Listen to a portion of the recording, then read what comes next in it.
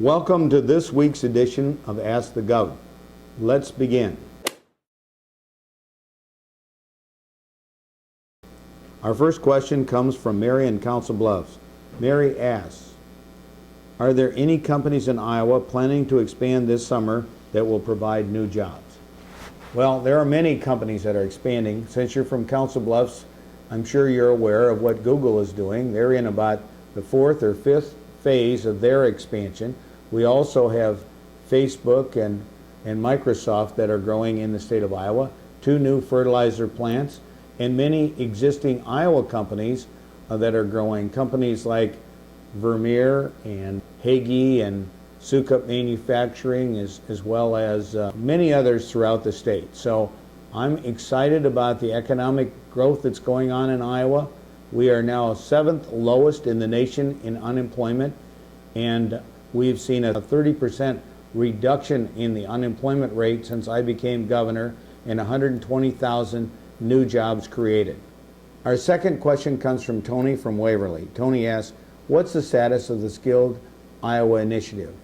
In just 2 years, over 10,000 companies have participated, and we have about 45,000 Iowans that have taken the National Career Readiness Certificate.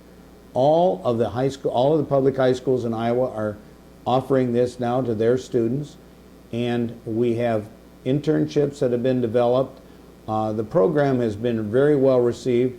Many communities have become Skilled Iowa communities, and the result has been we've been able to match up people with the right skills for jobs and careers of the future. The third question comes from Pam in Waukee. Pam asks, what successes did you see in the 2014 session? Well, my top priority was the Home-Based Iowa program to eliminate tax on military retirement for military veterans and retirees that come to Iowa. We also made it possible for them to get in-state tuition in our state and to get credit for their military experience and training as they go to our colleges and universities. So Home-Based Iowa was our top priority, but we also saw unanimous approval of our proposal for retaining the robust renewable fuel standard approved by both houses of the Iowa legislature in the first week of the session. We also signed legislation to make it easier to convert abandoned school buildings and other public buildings for commercial use.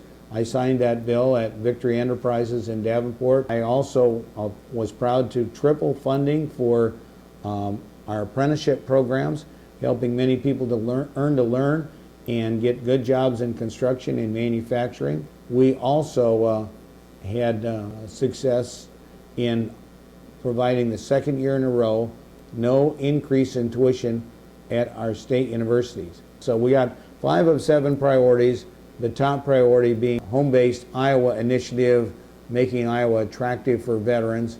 But we continue to have significant progress in economic development, and I think we're positioned for additional growth in the future.